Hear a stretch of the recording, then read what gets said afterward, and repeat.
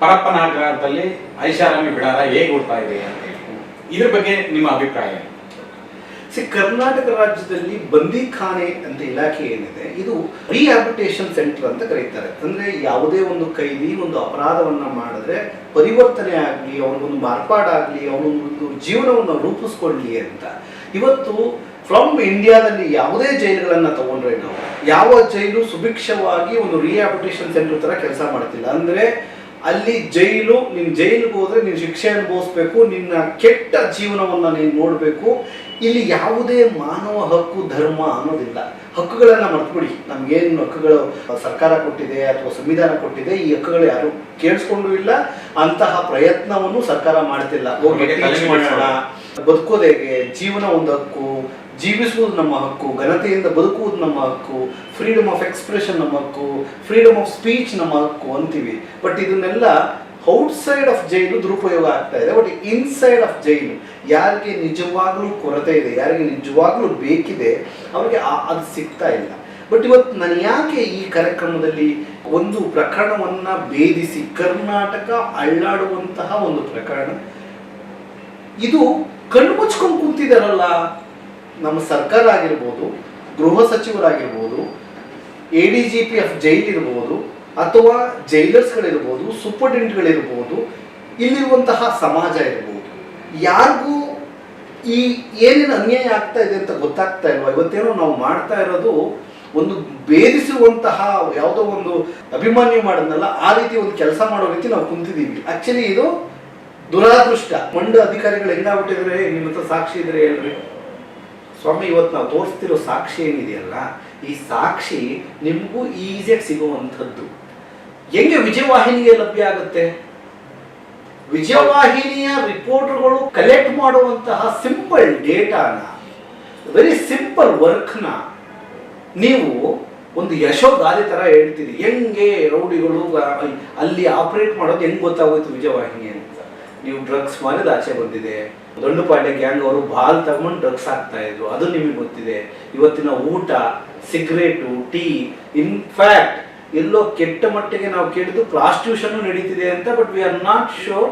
But ಒಂದು ದಿನ ಆ ಎವಿಡೆನ್ಸು ನಿಮ್ಮ ಮುಂದೆ ಬರ್ಬೋದು. ಬಟ್ ಇವತ್ತಿನ ಎವಿಡೆನ್ಸ್ ಏನು ಅಂತಂದ್ರೆ, ಪರಪ್ಪನಗ್ರಹಾರದಲ್ಲಿ ಒಬ್ಬ ಕೈದಿ ಹಣ ಟ್ರಾನ್ಸಾಕ್ಷನ್ ವ್ಯವಹಾರವನ್ನು ಮಾಡ್ತಾನೆ, ಅವನೇ ಅಕೌಂಟೆಂಟ್. ಸೊ ಅಂದ್ರೆ ಅಲ್ಲಿ ಮೊಬೈಲ್ ಕೊಟ್ಟು ವಿಡಿಯೋ ಕಾಲ್ ಮಾಡುವಂತ ಫೆಸಿಲಿಟೀಸ್ ತುಂಬಾ ಇದೆ. ನೀವು ಏನ್ ಕೇಳ್ತಿರೋ ಅದು ಮಾಡ್ತಾನೆ. Is an accountant. ನೀವು ಅವನಿಗೆ ದುಡ್ಡು ಕೊಟ್ರೆ 25% ಅವನು ಇಟ್ಕೊಂಡು 75% ಅನ್ನ ಅಕ್ಯೂಸ್ಗಳಿಗೆ ಕೊಡ್ತಾನೆ. I will not call them as convicted. ಅವರು ಅಪರಾಧಿಗಳಲ್ಲ, ಅವರು ಆರೋಪಿಗಳು ಮಾತ್ರ. ಈ ಆರೋಪಿಗಳು ಏನ್ ಮಾಡ್ತಾರೆ, ಅಲ್ಲಿ ಹೋದಾಗ ಒಂದು ಟೀ ಕುಡಿಬೇಕು, ಟೀ ಚೆನ್ನಾಗಿರಲ್ಲ, ಅಥವಾ ಅವ್ನಿಗೇನೋ ಸಿಗರೇಟ್ ಅಭ್ಯಾಸನೋ ಏನೋ ಒಂದು ಇರ್ತದೆ, ಆ ಅಭ್ಯಾಸಕ್ಕೆ ದಾಸನಾಗಿರ್ತಾನೆ. ಸರ್ ಈಗ ಒಂದು ಸಿಗರೇಟ್ ಬೇಕು ಸರ್ ಅಂತ ಕೇಳಿದ್ರೆ ಇವರು ಒಂದು 250 ರೂಪಾಯಿ ಕೊಡುವಂತ ಅಂತಾರೇನೋ. ಸೊ ಹಾಗಾಗಿ ಇವ್ರು ಏನ್ ಮಾಡ್ತಾರೆ, ಅಲ್ಲಿ ಖರ್ಚು ಮಾಡೋದಕ್ಕೆ ಹಣ ಬೇಕಲ್ಲ, ಸೊ ಮನೆಯಿಂದ ಹಣ ತರಿಸ್ಕೊಂತಾರೆ. ತರಿಸ್ಕೊಳ್ಳೋ ವಿಧಾನ ಯಾವುದು? ಯಾರೋ ಬಂದು ವಿಸಿಟಿಂಗ್ ಹಾಕಿ ತಗೋಪ ಖರ್ಚಿಗೆ ಅಂತ ಕೊಡೋದಿಲ್ಲ. ಇಲ್ಲಿ ಯಾವ ರೀತಿ ಈ ಅಕೌಂಟೆಂಟ್ ಕೆಲಸ ಮಾಡ್ತಾನೆ, ಯಾವ ರೀತಿ ಹಣವನ್ನ ಸ್ವೀಕಾರ ಮಾಡ್ತಾನೆ, ಯಾವ ರೀತಿ ಈ ಹಣವನ್ನ ಡಿಸ್ಪರ್ಸ್ ಮಾಡ್ತಾನೆ ಅಕ್ಯೂಸ್ಡ್ಗಳಿಗೆ, ಈ ದಂಧೆ ಅಲ್ಲಿರುವಂತಹ ಅಧಿಕಾರಿಗಳ ಗಮನಕ್ಕಿದೆಯಾ ಇಲ್ವಾ? ಅಧಿಕಾರಿಗಳ ಗಮನಕ್ಕಿದ್ರು ಅವ್ರಿಗೆ ಹೋಗುವಂತಹ ಪಾಲೇನು? ಇಂಥದ್ದನ್ನ ಈ ಒಂದು ಕಾರ್ಯಕ್ರಮದಲ್ಲಿ ಭೇದಿಸುವಂತಹ ಪ್ರಯತ್ನ. ಒಟ್ಟಾರೆಯಾಗಿ ಹೇಳ್ಬೇಕು ಅಂತ ಹೇಳಿದ್ರೆ, ಇದು ಸ್ವರ್ಗದ ಬಾಗಿಲು ಅನ್ನೋ ಲೆಕ್ಕಾಚಾರದಲ್ಲಿ ಹೇಳ್ತಾ ಇದ್ರೆ, ಒಂದು ರೀತಿ ನರಕವನ್ನ ಅನುಭವಿಸಬೇಕಾಗಿರ್ತಕ್ಕಂಥ ಕೈದಿಗಳು ಅಲ್ಲಿ ಸ್ವರ್ಗದ ರೀತಿಯಲ್ಲಿ ಐಷಾರಾಮಿ ಜೀವನವನ್ನ ನಡೆಸ್ತಾ ಇದ್ದಾರೆ. ಅದಕ್ಕೆ ಒಂದು ತಾಣ ಅಂತ ಹೇಳಿ ಒಂದು ಸ್ವರ್ಗದ ರೆಸಾರ್ಟ್ ರೀತಿಯಲ್ಲಿ ಅಲ್ಲಿ ತುಂಬಿದೆ ಅನ್ನೋದು ನಿಮ್ಮ ಮಾತಿನ ಅಭಿಪ್ರಾಯ. ಈಗ ರೆಸಾರ್ಟ್ಗಾದ್ರೂ ಅಟ್ಲೀಸ್ಟ್ ನೀವು ಒಂದು ಟೈಮ್ ಒಂದು ಫೀಸ್ ಕೊಟ್ಬಿಟ್ಟು ಒಳಗೋಗಿ ಆಚೆ ಬಂದ್ಬಿಡ್ತೀವಿ. ಇಲ್ಲಿ ಹಂಗಲ್ಲ. ಎವ್ರಿ 5 minutes ಒಂದೊಂದು ಚೆಕ್ ಪೋಸ್ಟ್ ಇದೆ ನೋಡಿ. ಒಬ್ಬ ಸಿಂಪಲ್ ಕೈದಿ ಬದುಕಬೇಕು ಅಂತಂದ್ರೆ, ಇವಾಗ ರಾತ್ರಿ ಇವತ್ತು FIR ಆಗಿರ್ತದೆ, ಸಾಯಂಕಾಲ ಅರೆಸ್ಟ್ ಮಾಡ್ತಾರೆ. ಅಂದ್ರೆ ಪೊಲೀಸ್ ಸ್ಟೇಷನ್ ಅವರು ಬಿಫೋರ್ ಕೋರ್ಟ್ ಟೈಮ್ಗೆ ಕೊಡಬೇಕು. ಬಟ್ ಇವ್ರು ಕೋರ್ಟ್ ಟೈಮ್ಗೆ ಯಾವ ಪೊಲೀಸ್ನವರು ಕರ್ಕೊಂಡೋಗಿ ಕೈದಿನ ಕೋರ್ಟಲ್ಲಿ ಸಬ್ಮಿಟ್ ಮಾಡಲ್ಲ. ಇವ್ರು ಏನು ಮಾಡ್ತಾರೆ, 10 ಗಂಟೆಗೆ ರಾತ್ರಿ ನಿಧಾನಕ್ಕೆ ಜಡ್ಜ್ ಮುಂದೆ 10 ಗಂಟೆ ರಾತ್ರಿ ಕರ್ಕೊಂಡು ಹೋಗ್ತಾರೆ. ಜಡ್ಜು ಅಲ್ಲಿಂದ ಕಸ್ಟಡಿ ಕೊಡಿ ಅಂತಾರೆ, ಅಂದ್ರೆ JC ಜುಡಿಷಿಯಲ್ ಕಸ್ಟಡಿ ಕೊಡಿ ಅಂತಾರೆ. ಆ ಜುಡಿಷಿಯಲ್ ಕಸ್ಟಡಿ ಅವಾಗ ಪರಪ್ಪನಗರಕ್ಕೆ ಕರ್ಕೊಂಡು ಹೋದ್ರೆ ಅಲ್ಲಿ ಅಡ್ಮಿಷನ್ ಅಂತ ಇದೆ. ಆ ಅಡ್ಮಿಷನ್ ಬ್ಲಾಕ್ ಅನ್ನ ಕ್ರಾಸ್ ಮಾಡಿ ಬರಬೇಕು. ಅದೊಂದು ದೊಡ್ಡ ಯುದ್ಧ. ಆ ಅಡ್ಮಿಷನ್ ಬ್ಲಾಕಿಗೂ ದುಡ್ಡು ಕೊಟ್ಟು ಅಡ್ಮಿಷನ್ ಬ್ಲಾಕಲ್ಲೂ ಕಾಯ್ದಿರಿಸದೆ ಅವ್ರನ್ನ ವೇಗವಾಗಿ ಆಚೆ ತರುವಂತಹ ಈ ದೊಡ್ಡ ದೊಡ್ಡ ರೌಡಿಗಳು, ಡಾನ್ಸ್ಗಳು ಅವ್ರ ಶಿಷ್ಯಂದಿರನ್ನ ಬಂದರೆ ಅವರು ಗಾರ್ಲೆಂಡ್ ಹಾಕಿ ವೆಲ್ಕಮ್ ಮಾಡಿ ಕರ್ಕೊಂಡು ಹೋಗುವಂಥದ್ದಿದೆ. ಬಟ್ ಸಾಮಾನ್ಯ ವ್ಯಕ್ತಿಗಳಿಗೆ ಅದು ಅರಸಾಹಸ. ಒಂದು ಪಕ್ಷ ಅವತ್ತು ನೈಟ್ ಅವನು ಅಡ್ಮಿಷನ್ ಬ್ಲಾಕಲ್ಲೇ ಇದ್ದರೆ ಹಿಂಗೆ ಮನೆಗೆ ಹೋಗ್ಬೇಕಾಗತ್ತೆ. ಅವ್ರು ಈ ರೀತಿ ಮನಗೋದಕ್ಕೂ ಜಾಗ ಇರೋದಿಲ್ಲ. ಅಂತಹ ಪರಿಸ್ಥಿತಿ ಇವತ್ತು ಪರಪ್ಪನಗರದಲ್ಲಿದೆ. ಸೊ ಆ ಅಡ್ಮಿಷನ್ನ ಬ್ಲಾಕ್ ಆದಮೇಲೆ ಇವತ್ತು ಕೊರೋನಾ ಹೋಗಿ ಎಷ್ಟೋ ವರ್ಷಗಳಾದ್ರೂ ಇವತ್ತು ಕ್ವಾರಂಟೈನ್ ಬ್ಲಾಕ್ ಅಂತ ಮಾಡಿದ್ದಾರೆ. ಆ ಕ್ವಾರಂಟೈನ್ ಏನು ಅವರ ಆಲೋಚನೆ ಗೊತ್ತಿಲ್ಲ. ಬಟ್ ಅವೇವರ್ ಸಿಸ್ಟಮ್ನ ಒಳ್ಳೇದು ಮಾಡಬೇಕು ಅಂತಂದರೆ ವಿ ಆರ್ ವೆಲ್ಕಮ್.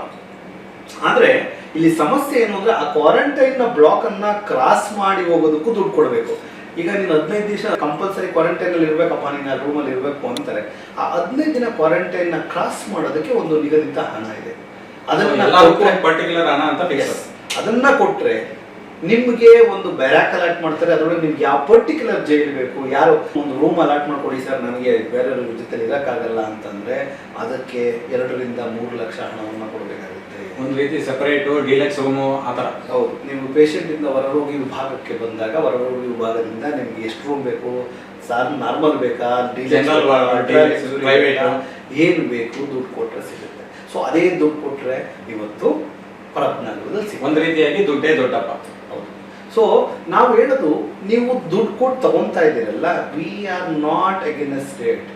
ಆದರೆ ಒಂದು ಉತ್ತಮವಾದ ಜೀವನವನ್ನ ಕಲ್ಪಿಸಿಕೊಡುವಂತಹ ನಿಟ್ಟಿನಲ್ಲಿ ಆ ಕೆಲಸ ಮಾಡಿದ್ರೆ it was a wonderful job. ಆದ್ರೆ ಇವ್ರು ಏನ್ ಮಾಡ್ತಿರೋದು, ಇದು ಭ್ರಷ್ಟಾಚಾರ ಅಗದು ಬಗದು ತಿಂತಾ ಇರೋದು. ಒಬ್ಬ ಬಡವ ಹೋದ್ರೆ ಅವನ ಬಟ್ಟೆ ಬಿಚ್ಚಿ ಅವನ ಆಸ್ತಿ ಮಾರ್ಕೊಂಡು ಅವ್ರ ಅಮ್ಮ ಇಲ್ಲೆಲ್ಲೋ ಕೂಲಿ ಮಾಡ್ತಿರ್ತಾಳೆ. ನನ್ನ ಮಗ ಜೈಲಲ್ಲಿ ಇದ್ದಾನಪ್ಪ, 2,000 ರೂಪಾಯಿ ದುಡ್ಡು ಕೇಳ್ದ, ನಾನು ಕೊಡಕ್ಕಾಗಲ್ವಾ ಅಂತೇಳಿ ಯಾರ ಹತ್ರನೋ ಕಾಲಿಗೆ ಬಿದ್ದು ಕೈಗೆ ಬಿದ್ದು ಆ 2,000 ರೂಪಾಯಿ ತಗೊಂಡು ಈ ಬಕಾಸುರ ಒಟ್ಟಿಗೆ ಹಾಕ್ಬೇಕು. ಅದರೊಳಗೆ ಇವ್ರು 25% ಕಮಿಷನ್ ತಗೊಂತಾರೆ. ಯಾರು ರಿಯಲ್ ಎಸ್ಟೇಟ್ ಏಜೆಂಟ್ಗೂ ಸಿಗೋದಿಲ್ಲ ದುಡ್ಡು. ಸೊ 25% ಸ್ಟ್ರೈಟ್ ಕಟ್ ಮಾಡಿ ಇನ್ನು ಮಿಕ್ಕಿದ 75% ಮತ್ತೆ ನಿಮಗೆ ಅದರ ಗೋಲ್ಗಳನ್ನು ಹೇಳಕ್ಕಾಗೋದಿಲ್ಲ. ಪ್ರತಿ ಟೇಬಲ್ಲು, ಪ್ರತಿ ಕಾನ್ಸ್ಟೇಬಲ್ಲು ದುಡ್ಡು ದುಡ್ಡು ದುಡ್ಡು, ಪ್ರತಿ ಹಂತದಲ್ಲೂ ಸ್ಟೆಪ್ ಬೈ ಸ್ಟೆಪ್ ಅಂತ ದುಡ್ಡು. ಒಂದೊಂದು ಕೆಲವು ಮಾಹಿತಿಯ ಪ್ರಕಾರ ಎವ್ರಿ ಸ್ಯಾಟರ್ಡೆ ಕೋಟ್ಯಾನುಕೋಟಿ ಟ್ರಾನ್ಸಾಕ್ಷನ್ ಆಗುತ್ತಿದೆ ಅನ್ನೋ ಗಮನಕ್ಕಿದೆ. ಇದರಿಂದ 2 ಸಲ ಜೈಲಲ್ಲಿ ರೈಡ್ ಆಯಿತು. ಆದರೆ ಇಲ್ಲಿವರೆಗೂ ಅವರೆಲ್ಲ ಹುಡುಕಿ ತಡಕಿ ತೆಗ್ದಿರೋದು ಏನು ಗೊತ್ತಾ, 1 ಪ್ಯಾಕ್ ಸಿಗರೇಟು, 4-5 ಗಾಂಜಾ ಪ್ಯಾಕೆಟು, 10-15 ಮೊಬೈಲ್ ಸೆಟ್ಟು. ಇದು ಬಿಟ್ಟರೆ ಬೇರೆ ಏನು ಇಲ್ಲ. ತುಂಬ ನೀಟಾಗಿ ಶುದ್ಧವಾಗಿ ಜೈಲು ನಡೆಯುತ್ತೆ ಅಂತಾರೆ. ಬಟ್ ಪ್ರತಿ ಬಾರಿ ರೈಡ್ ಆದಾಗ ನಿಮಗೇನೋ ಒಂದು ಸಿಗುತ್ತೆ.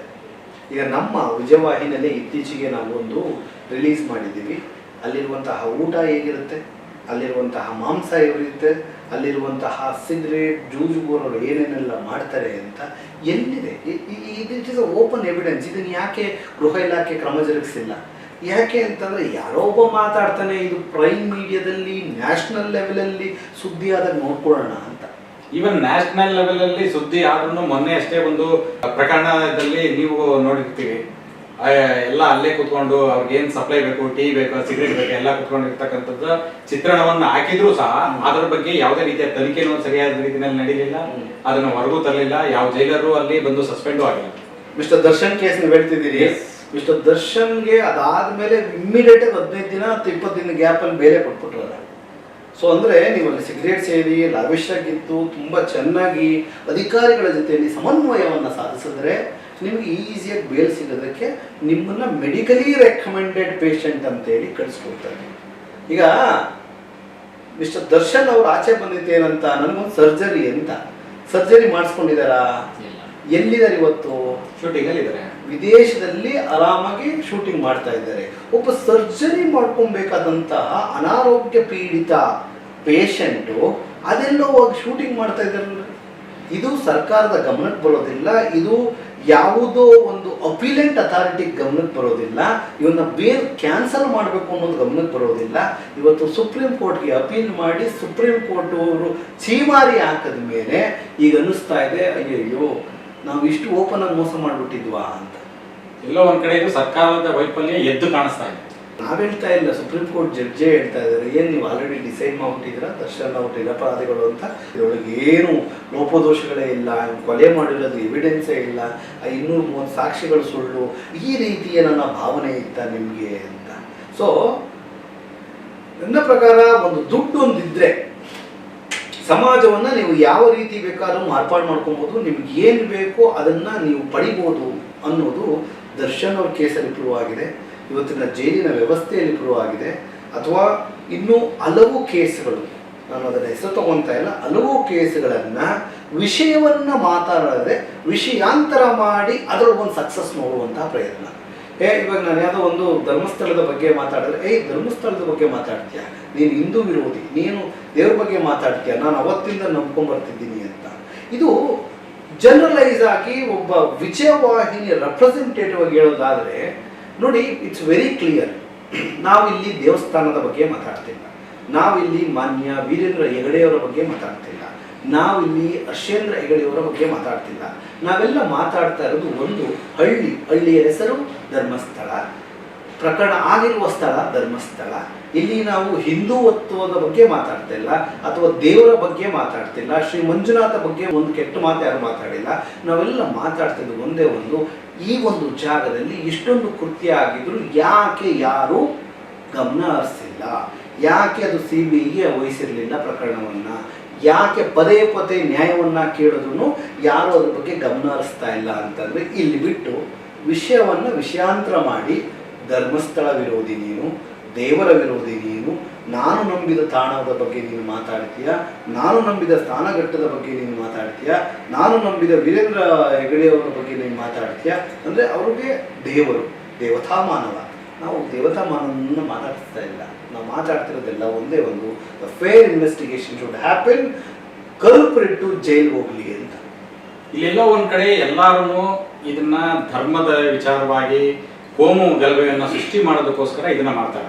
ಇಲ್ಲಿ ಕೇಳ್ತಾ ಇರ್ತಕ್ಕಂಥ ಪ್ರಶ್ನೆ ಬರೀ ಇಲ್ಲಿ ಆಗಿರ್ತಕ್ಕಂಥ ಪ್ರಕರಣವನ್ನ ಭೇದಿಸಬೇಕು, ಆ ಜೀವಕ್ಕೆ ನ್ಯಾಯವನ್ನ ಕೊಡಿಸ್ಬೇಕು ಅನ್ನೋ ಲೆಕ್ಕಾಚಾರದಲ್ಲಿ ಮಾತಾಡ್ತಾ ಇದ್ರೆ, ಇವರು ವಿಷಯಾಂತರ ಮಾಡ್ಲಿಕ್ಕೋಸ್ಕರ ಧರ್ಮದ ವಿಚಾರ ತಗೋತಾರೆ, ಕೋಮು ಗಲಭೆಯನ್ನ ಸೃಷ್ಟಿಸೋ ರೀತಿಯಲ್ಲಿ ಮಾತಾಡ್ತಾರೆ.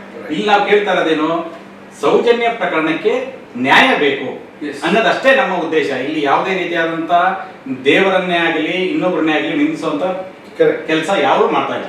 ಆದ್ರೆ ಇಲ್ಲಿ ಮಾಡ್ತಾ ಇರ್ತಕ್ಕಂಥದ್ದೇನು, ನೀನು ಧರ್ಮಸ್ಥಳ ಅಂತ ಹೇಳಿ ಧರ್ಮಕ್ಷೇತ್ರ, ಇವ್ರ ಬಗ್ಗೆ ನೀವು ಇದನ್ನ ಮಾತಾಡ್ತಾ ಇದ್ದೀರಾ, ನೀನ್ ಧರ್ಮ ವಿರೋಧಿ, ನೀನ್ ಹಿಂದೂವೇ ಅಲ್ಲ ಅನ್ನೋ ರೀತಿನಲ್ಲಿ ಅಲ್ಲಿ ಧರ್ಮವನ್ನ ಎತ್ಕೊಂಡ್ ಬರ್ತಾ ಇದ್ದಾರೆ. ಪ್ರಕರಣದ ದಿಕ್ಕನ್ನ ತಪ್ಪಿಸ್ಲಿಕ್ಕೋಸ್ಕರ ಇವ್ರು ಇದನ್ನೆಲ್ಲ ಮಾಡ್ತಾ ಇದ್ದಾರೆ. ಅದ್ರ ಜೊತೆಗೆ ಇವಾಗ ಮಾಡ್ತಾ ಇರ್ತಕ್ಕಂಥ, ಇವಾಗ ಯಾರೋ ಒಬ್ಬ ಬಂದಿದ್ದಾನೆ, ಅವನೇನೋ ತೋರಿಸ್ತಾ ಇದ್ದಾನೆ ಅಂತ ಹೇಳ್ತಾರೆ, ಇವರೇ ಕರ್ಕೊ ಬಂದಿದ್ದಾರೆ ಅಂತ ಹೇಳ್ತಾರೆ. ಕೆಲವೊಂದು ಉಡಾಫೆ ಉತ್ತರಗಳನ್ನ ಕೊಡ್ತಾರೆ. ಯಾರು ಜವಾಬ್ದಾರಿಯುತ ಸ್ಥಾನದಲ್ಲಿ ಇರ್ತಕ್ಕಂಥ ವಿರೋಧ ಪಕ್ಷದವರಾಗಿರ್ಬೋದು, ಈಗ ಆಡಳಿತ ಪಕ್ಷದಲ್ಲಿ ಇರ್ತಕ್ಕಂಥವ್ರು ಯಾರು ಸಹ ಇದರ ಬಗ್ಗೆ ಸರಿಯಾದ ರೀತಿಯಲ್ಲಿ ತನಿಖೆ ಮಾಡ್ತೀವಿ ಅಂತ ಯಾರೊಬ್ರು ಸಹ ಬಂದು ಮುಂದೆ ಹೇಳ್ತಾರೆ. ಎಲ್ಲಾರನ್ನು ಉಡಾಫೆ ಉತ್ತರವನ್ನೇ ಕೊಡ್ತಾ ಇದ್ದಾರೆ. ಪ್ರತಿಯೊಂದರಲ್ಲೂ ಸಹ ಇಲ್ಲಿ ಎದ್ದು ಕಾಣಿಸ್ತಾ ಇರೋದೇನೆಂದ್ರೆ ಲೋಪದೋಷಗಳು, ದಾರಿ ತಪ್ಪಿಸುವಂತ ವಿಚಾರಗಳು. ಈಗ ಮತ್ತೆ ನಮ್ಮ ಪ್ರಕರಣಕ್ಕೆ ಬರೋದಾದ್ರೆ, ಈ ಪರಪ್ಪನಗ್ರಹದಲ್ಲಿ ಇನ್ನು ಯಾವ್ಯಾವ ರೀತಿಯಲ್ಲಿ ಇವರು ಭ್ರಷ್ಟಾಚಾರದಲ್ಲಿ ಮುಳುಗಿದ್ದ ಅನೇಕ ಯಾಕೆಂದ್ರೆ ಹಳೆ ಕಾಲದಲ್ಲಿ ಇಲ್ಲಿದ್ದಿರ್ತಕ್ಕಂಥ ಕೈದಿಗಳಿಂದನೇ ವಿಧಾನಸೌಧವನ್ನ ಕಟ್ಟಿಸಿದ್ರು ಅಂತ ಹೇಳ್ತಾರೆ. ಅಂದ್ರೆ ಅವಾಗ ಅಂತ ಕಷ್ಟಗಳನ್ನ ಕೊಟ್ಟು ಅವರು ಪರಿವರ್ತನೆ ಆಗ್ಲಿ ಅನ್ನೋದಕ್ಕೋಸ್ಕರ ಇದನ್ನ ಮಾಡುವಂತ ಕೆಲಸ. ಆದ್ರೆ ಇಲ್ಲಿ ಅವ್ರು ಬಂದು ಇಲ್ಲಿ ಹೇಗಿದ್ರು ಅದಕ್ಕಿನ್ನ ಇಲ್ಲಿ ಚೆನ್ನಾಗಿರ್ತಾರೆ ಅಂತ ಹೇಳಿದ್ರೆ ಅವ್ರು ಯಾವ ರೀತಿ ಪರಿವರ್ತನೆ ಆಗುತ್ತೆ, ನಮ್ಮ ಸಮಾಜ ಯಾವ ರೀತಿ ಮುಂದೆ ಬರುತ್ತೆ. ಇವತ್ತು ಕೂಲಿಯನ್ನ ಕರೆಕ್ಟಾಗಿ ಕೊಡ್ತಾ ಇದ್ದಾರೆ. ಏನು, ಒಂದು ದಿನಕ್ಕೆ ಇಷ್ಟು ನಿಗದಿತ ಕೂಲಿಯನ್ನು ಸರ್ಕಾರ ನೇಮಿಸಿದೆ, ಅದಕ್ಕೆ ಅದರ ಕೆಲಸಗಳನ್ನು ಅಲ್ಲಿ ಕೊಡ್ತಿದ್ದಾರೆ. ಇಲ್ಲಿ ಕೆಲಸವನ್ನು ಬಿಟ್ಟು ಓದೋದು, ನಾನೇನೋ ಒಂದು ಕಲಿಬೇಕು, ಒಂದು ವಿದ್ಯಾಭ್ಯಾಸ ಮಾಡಬೇಕು, ಒಂದು ಲೈಬ್ರರಿಲಿ ಓದಬೇಕು, ಒಬ್ಬ ಅವಿದ್ಯಾವಂತ ಸೈನ್ ಮಾಡೋದು ಕಲಿಬೇಕು, ಇಂತಹ ಪ್ರಯತ್ನಗಳಾಗ್ತಾ ಇಲ್ಲ. ನಿಮಗೆ ಭ್ರಷ್ಟಾಚಾರ ಯಾವುದ್ರಲ್ಲಿದೆ ಅಂತಂದರೆ ಪ್ರತಿಯೊಂದರಲ್ಲೂ ಇದೆ. ನೀವು ಒಂದು ಟೀ ಕುಡಿಯೋದ್ರಿಂದ ಹಿಡಿದು ನಿಮಗೆ ಬೆಡ್ ಬೇಕಾ ಅಥವಾ ನಿಮಗೆ ಸ್ಟವ್ ಬೇಕಾ, ನಿಮ್ಗೆ ಏನು ಬೇಕು, ನೀವು ಒಂದು ರಾಯಲ್ ಜೀವನ ಮಾಡೋದಕ್ಕೆ ಎಲ್ಲ ವ್ಯವಸ್ಥೆಗಳನ್ನು ಕಲ್ಪಿಸಿಕೊಡುವಂತಹ ಪ್ರಯತ್ನ ಮಾನ್ಯ ಜೈಲರ್ಸ್ಗಳು ಮಾಡ್ತಾ ಇದ್ದಾರೆ. ಇದರಲ್ಲಿ ಎರಡು ಮಾತಿಲ್ಲ, ತೆಗೆದಾಕುವಂಥದ್ದಿಲ್ಲ. We have also given evidence. ಊಟ ಯಾವ ರೀತಿ ಇರ್ತದೆ, ಆ ಸಾಂಬಾರು ಯಾವ ರೀತಿ ಇರ್ತದೆ, ಮುದ್ದೆ ಯಾವ ರೀತಿ ಮಾಡ್ತಾರೆ, ಅಲ್ಲೆಲ್ಲ ನೀವು ಕ್ಲೀನ್ ಮಾಡೋದು ಆ ಕಾನ್ಸೆಪ್ಟೇ ಅವ್ರ ಹತ್ರ ಇಲ್ಲ. ಸೊ ಇದೆಲ್ಲ ಯಾಕೆ ನಾನು ಹೇಳ್ತಾ ಇದ್ದೀನಿ, ಪರಿವರ್ತನಾ ದಾರಿಯಲ್ಲಿ ಒಬ್ಬ ಕೈದಿ, ಅವನೊಬ್ಬ ನಿರಪರಾಧಿನೂ ಇರ್ಬೋದು, ಹೋಗಿರುವಂತಹ ಎಲ್ಲರೂ ನಿಮಗೆ ನೀವು ಅವ್ರನ್ನ ಅಪರಾಧಿಗಳ ಥರ ಯಾಕೆ ನೋಡ್ತೀರಿ?